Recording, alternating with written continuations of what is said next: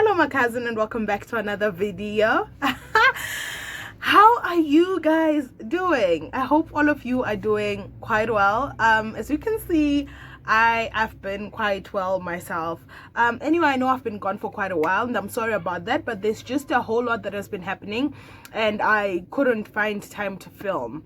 And also thank you so much to all the new cousins. Welcome to the family. I literally had like 50 subscribers like a few months ago, and now we're sitting pretty at 630. Thank you so much, guys. Thank you so much to everyone who shares my videos, to everyone who watches, who comments, who engages. I really appreciate it. Now tell your friends to tell their friends to tell their friends that this is where it's at.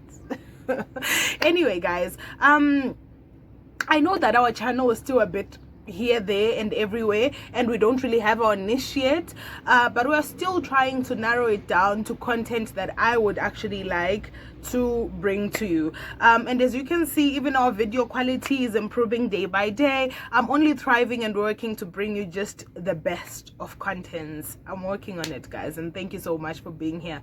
Anyway, so I had this video idea, which is gonna be part one today, what I'm filming right now. I decided, why not actually share Zimbabwe's legends, you know, stories of Zimbabwean legends and mystery and myths and facts or fiction, we don't know, but I would like to share it with you so that a whole lot of us can know about it. Because most of these stories, when I found out about them, I was like, oh my goodness, at this my big age, I didn't know most of these things, and now I do, so why not share? So I'm gonna start a 5-part series, and I know I talk about series a lot and I end up just posting one video. I'm so sorry, but I'm gonna try and stick this one out. It's gonna be a 5-part series that we are going to be tackling the legend of Nyaminyami. We are going to be tackling Buya Nehanda and Sekuruka Guvi. We are going to be doing the Chinoi Caves. We're going to be doing the sacred mountains of Mount Nyanga, and we are going to be talking about Guruswa. All of this I'm gonna go in depth when I shoot the video. So for today, we are going to start with the legend of the great Nyaminyami. So Nyaminyami is believed to be a river god. He is believed to be a god by the Vatonga people of Zimbabwe and Zambia. Legend has it that for years Nyaminyami was protecting the Vatonga people, providing for them in surplus, actually, when they needed everything from food to water, and just utter protection. For years and centuries, the people believed that this god was the one god that was protecting them, and he lived in the Zambezi River. People gave him sacrifices and went to their lambs and their first fruit for more harvest when they would actually harvest the following years. To those who claim to have actually seen Nyaminyami, or the ones that say they had been told about him by their ancestors, they said he actually had the body of a snake and the face of a fish. They called him almost like a whirlpool type creature or a dragon looking creature. They say he looked like that, but he was very unharmful. Now get this. This is where the story gets interesting. They believed that Nyaminyami had a wife. Yes, you heard me correctly. Nyaminyami had a wife, and he lived in the Zambezi River before they built the Kariba Dam. So in 1940, they decided that, you know what, let's make a dam that's gonna actually power Zimbabwe. We're gonna generate electricity from it, and you know, it's gonna help a lot of people. Huge mistake. So the Vatonga people were actually people that almost lived in hiding, not in hiding per se, but they were, you know, not really into this whole civilization thing. They had their area, They you know, prayed to their gods. They lived a very normal, simple life. So in 1956, when they decided to start building the dam for this hydroelectric plant, they tore apart this community. They started tearing down hundreds and thousand-year-old trees to make roads and make a settlement place for the workers that were actually supposed to be working on this dam. Many of the Vatonga residents were forcefully moved away from their homes. They were moved from their homes, from their farms, from everything they actually had known. They were forcefully moved. Some of them refused to move because this was their home, and some of them actually did move. And this is where they say it angered Nyaminyami. They were about to start building what is now known as the Kariba Dam. The word Kariba comes from Kariva or Karinga, meaning a trap. They say that before they actually started building the dam, there was this rock which was almost shooting out from the Zambezi River.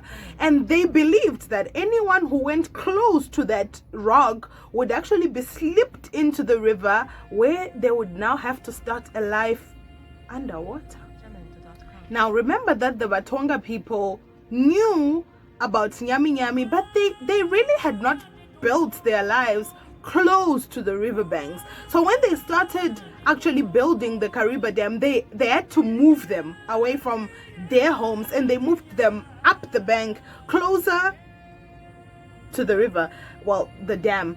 When the people went there, they went reluctantly, but with so much faith that Nyaminyami would never allow for this dam to be built, and later on this project would fail. So with so much hope and so much faith in their God, they allowed themselves to move closer. So guys, I was also a bit skeptical about Nyaminyami until this part.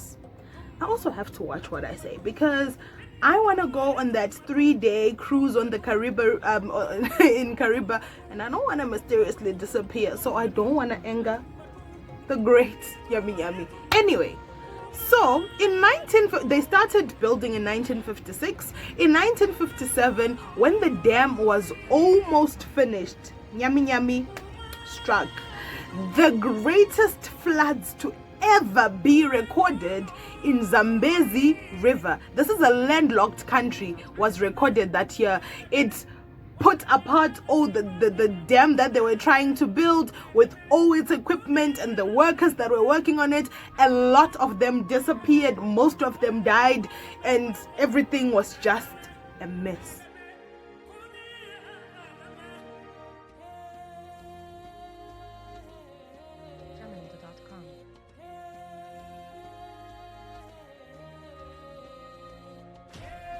So now hear this.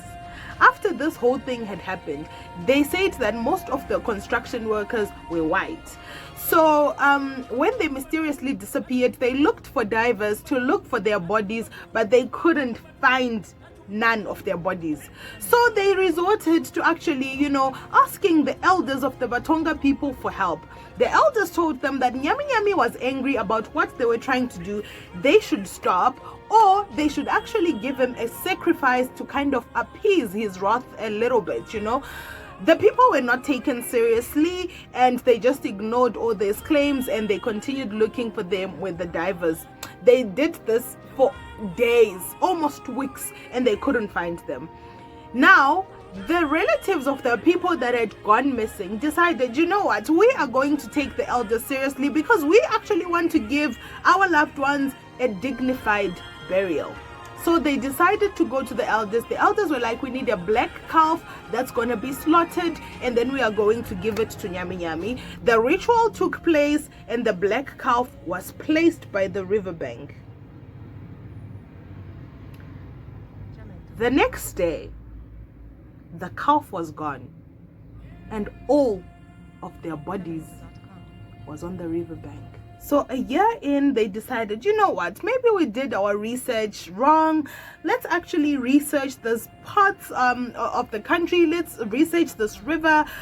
Is it likely that another flood like that would happen? And they came to the conclusion that a flood like that or anything close to it would actually come around maybe in another 1,000 years. So it was actually safe for them to actually continue building.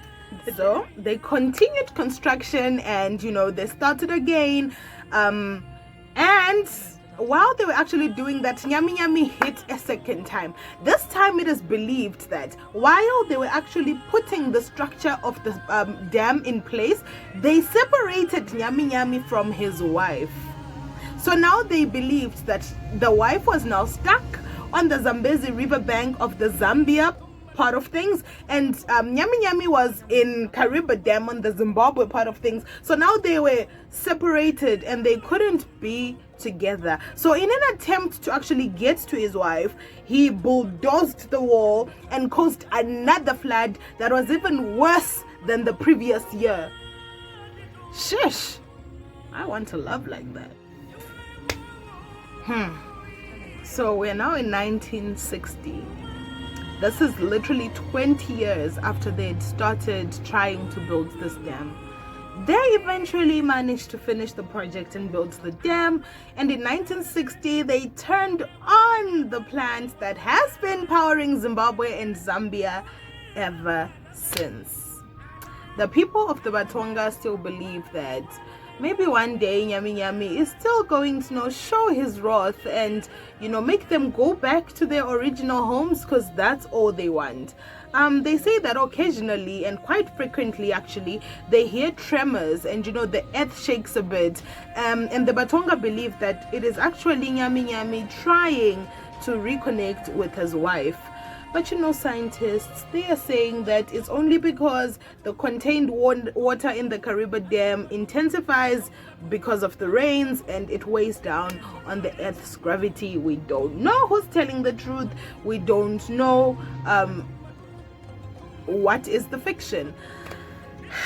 Me being Zimbabwean and having grown up hearing my grandfather talking about this quite a lot,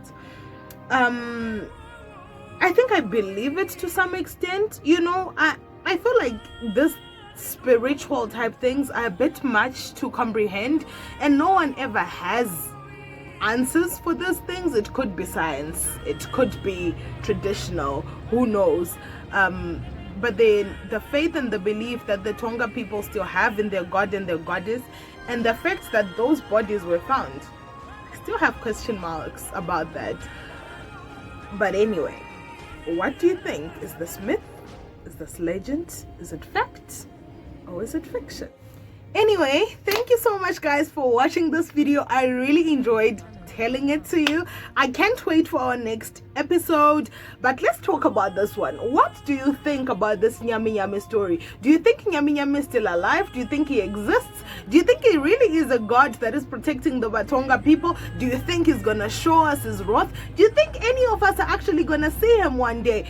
I've got so many questions about this whole thing, but then let's engage. Please engage with me. Comment down below, share, like, comment, subscribe, and I'll see you in the next episode. Mwah. Stay blessed.